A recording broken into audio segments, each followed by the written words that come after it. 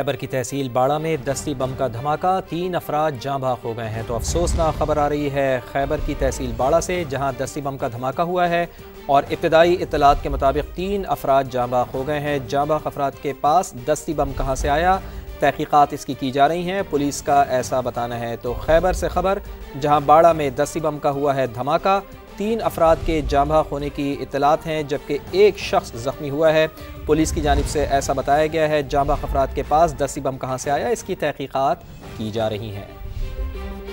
दस्ती बम कहाँ से आया, तहकीकात इसकी की जा रही हैं, पुलिस का ऐसा बताना है। तो खैबर से खबर, जहाँ बाड़ा में दस्ती बम का हुआ है धमाका, 3 अफराद के जाँ भाग होने की इत्तलात हैं, जबकि एक शख्स ज़ख्मी हुआ है।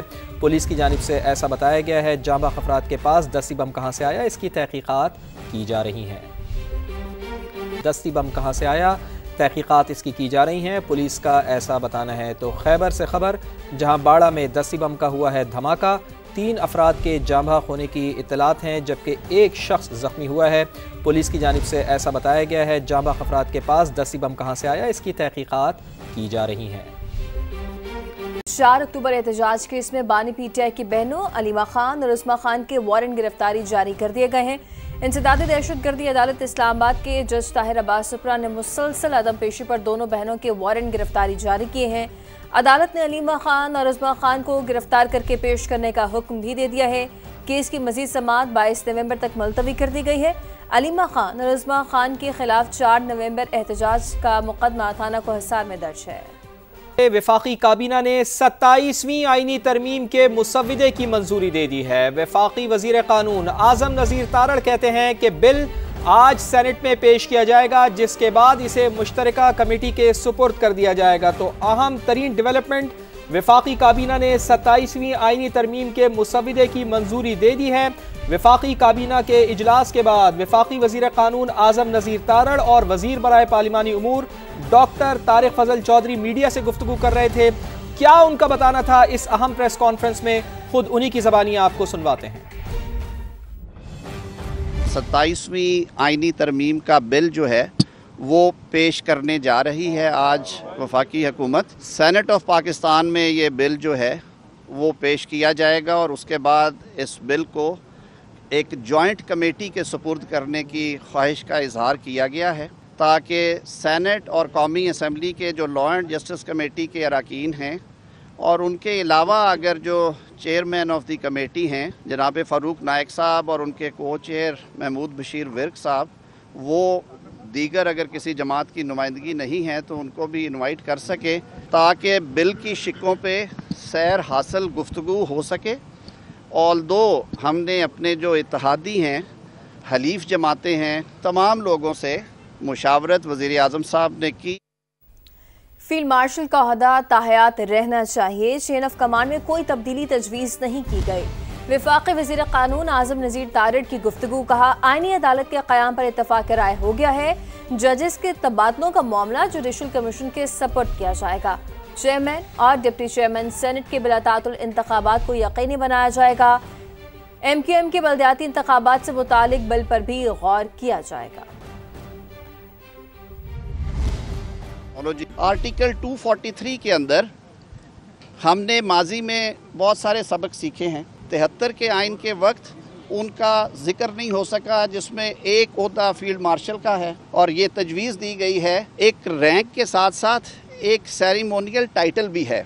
तो ये आया उनके साथ ताहयात रहना चाहिए। जहाँ तक कि उनकी कमांड का ताल्लुक है, वो जो लॉ में मौजूद है उसके मुताबिक रेगुलेट होती है और वो उसी तरह से रेगुलेट होती रहेगी। चार्टर ऑफ डेमोक्रेसी में एक पुराना फ़ैसला था और वादा था कौम के साथ, एक आईनी अदालत के क़याम का, उस पर इत्तफ़ाक़ राय हुआ है। जजेस की ट्रांसफ़र के ऊपर काफ़ी ज़्यादा बहस तमहीज़ हुई। प्रोसेस को मज़ीद ट्रांसपेरेंट करने के लिए तजवीज़ ये किया गया है बिल में कि जो जजेस ट्रांसफ़र है वो जुडिशल कमीशन ऑफ पाकिस्तान के सुपुर्द की जाए। ये इजाफ़ा किया गया है कि जिस हाई कोर्ट से जज साहब की ट्रांसफ़र होना है या वो ख्वाहिशमंद हैं और जिस हाई कोर्ट में उन्हें भिजवाना है या वो जाना चाह रहे हैं, उन दोनों हाई कोर्ट्स के चीफ जस्टिस साहबान भी उस अमल का हिस्सा होंगे, उस मीटिंग का हिस्सा होंगे। आर्टिकल में भी मुनासिब तरमीम करके ये वजाहत करने की तजवीज़ है कि सैनेट के जो अरकान इस दफ़ा मुंतखब हुए हैं या जो आइंदा भी कभी होंगे,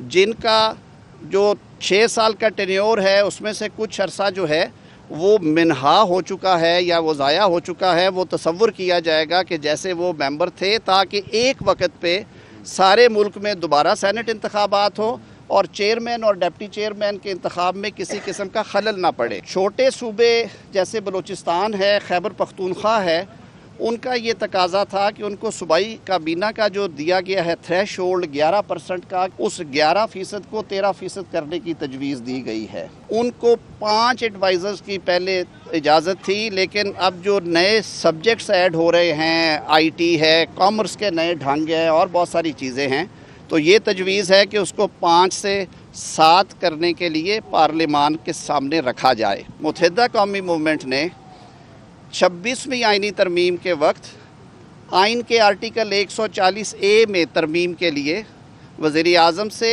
और पाकिस्तान मुस्लिम लीग नून से यानी हुकूमत से रब्ता किया था, तो उस बिल को भी कमेटी में बहस की जाए और हम पूरी कोशिश करेंगे। बलूचिस्तान की सिर्फ सूबाई असम्बली की नशिस्तों में इजाफे के मुतल्लिक है, तो सूबाई असम्बली के हलकों की हद तक उसमें कुछ इजाफा तजवीज़ किया जाए। वफाकी काबीना ने 27वीं आईनी तरमीम के मुसव्विदे की मंजूरी दे दी है। वज़ीर आज़म शहबाज शरीफ ने बाकू से वीडियो लिंक पर इजलास की सदारत की। 27वीं तरमीम के मुसव्विदे में क्या क्या निकात शामिल हैं, जानते हैं इस्लामाबाद में समा के नुमाइंदा खुसूसी उस्मान खान से। जी उस्मान, आगाह कीजिएगा, मजीद क्या तफसीलात हैं इस हवाले से?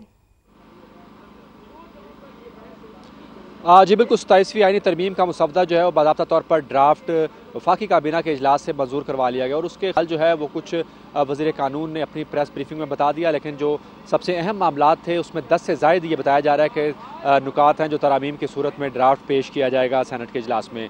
जजेस ट्रांसफ़र का मामला जो है वो इंतहाई अहमियत का हामिल था, उनकी सीनियरिटी जो है उसका तयन किया जाना है और ये फैसला किया गया है कि हाई कोर्ट के जजेस की तैनाती के लिए जो मामला है सुप्रीम जुडिशल कौंसल के हवाले किया जाएगा, वहाँ से इनकी तैनातियाँ मुमकिन हो सकेंगी और तीनों फोर्सेस की कमान के लिए एक नया ओहदा तख्लीक करने की जो है वो भी बात की जा रही है और साथ ही साथ जो फील्ड मार्शल का ओहदा है उसको ताहयात रखा जाएगा और जो एयर चीफ हैं और जो नेवल चीफ हैं इनके साथ भी जो सिंबॉलिक ओहदे हैं, जो टाइटल्स हैं, वो भी तफवीज़ करने की बात की गई है और साथ साथ बलूचिस्तान में सूबाई असम्बलियों के जो नशिस्तें हैं उसमें इजाफे की तजवीज़ जो है वो भी सामने रखी गई थी और सेनेट के इंतखाबात के हवाले से अहम फैसला किया गया है कि जिसका टेन्योर अगर अदालत के वजह से या किसी वजह से भी वो नहीं पूरा हो पाता तो उसको तरमीम के बाद मुकम्मल 6 साल का और 3 साल का टेन्योर जो है वो मुकम्मल तस्वुर किया जाएगा। इसी तरह सूबाई काबीना का जो हजम है, छोटे सूबों के हवाले से ये बात की जा रही थी कि उनकी वो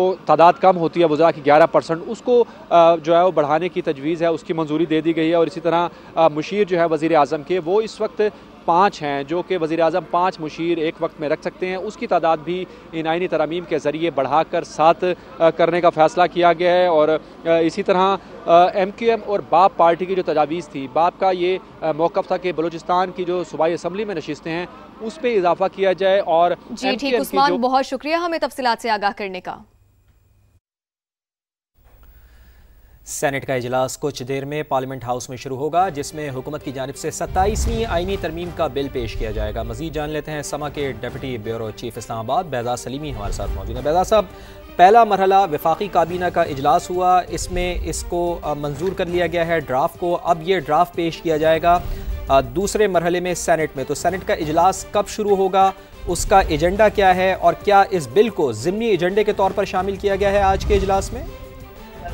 जी, सेनेट का इजलास कुछ देर बाद पार्लियामेंट हाउस में शुरू होगा। अगरचे इस इजलास का मुकर्रर वक्त 11:30 था, लेकिन ये इजलास ताख़ीर का शिकार है क्योंकि अब मामूल के एजेंडे पर जो कार्रवाई है, इम्कान है कि उसको शायद मौखर कर दिया जाएगा। अच्छा। और ज़िमनी एजेंडा के तहत अब 27वीं आइनी तरमीम का जो बिल है उसे सेनेट में पेश किया जाएगा। वफाकी वज़ीर कानून आज़म नज़ीर तारड़ की जानिब से 27वीं आइनी तरमीम का बिल पेश किया जाएगा और बिल मुतारफ कराए जाने के बाद इस बिल को चेयरमैन सेनेट की जानिब से जो कायमा कमेटी बराए कानून और इंसाफ है उसके सपुर्द किया जाएगा और ये ज़राए का कहना है कि आज इस बिल पर 27वीं आइनी तरमीम के बिल पर जो है ऐवान में सैर हासिल बहस होगी और दूसरी जानिब जो है वो कायमा कमेटी बराए कानून और इंसाफ, जिसमें सेनेट और कौमी असम्बली दोनों ऐवानों के अरकान की शिरकत मुतवक्को है और दोनों अरकान पर मुश्तमिल जो कमेटी है वो इस 27वीं आईनी तरमीम के मसवदा पर तफसीली गौर के बाद जो है वो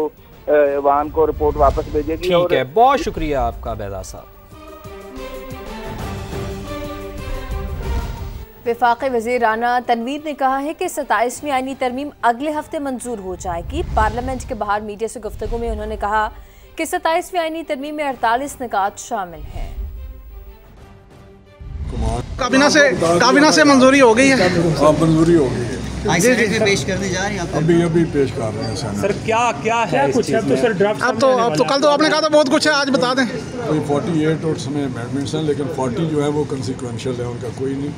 8 हैं जो कॉन्स्टिट्यूशनल कोर्ट्स है और 243 में वो जो चेन ऑफ कमांड है आर्म फोर्सेस की, उसका मेजर तो यही है, बाकी कोई ऐसा नहीं। चेन ऑफ कमांड के हवाले से जो पीपल्स चेन ऑफ कमांड ये कि वो स्ट्रक्चरल एक सेंट्रल कमांड कायम कर रहे हैं, उस पर उसी तरह ही रहेगा, लेकिन वो एक यूनिफाइड हो जाएगी। जो इंडिया के साथ हमारी जंग हुई थी उसमें कुछ ये महसूस किया गया कि मॉडर्न आज वर्ल्ड में जो वारफेयर है उसमें एक सेंट्रल कमांड होनी चाहिए। उसका नाम कमांडर ऑफ डिफेंस फोर्सेस होगा या कुछ और होगा? अभी मैंने देखा नहीं है, लेकिन उसका कंसेप्ट। अच्छा सर, एनएफसी के हवाले से पीपल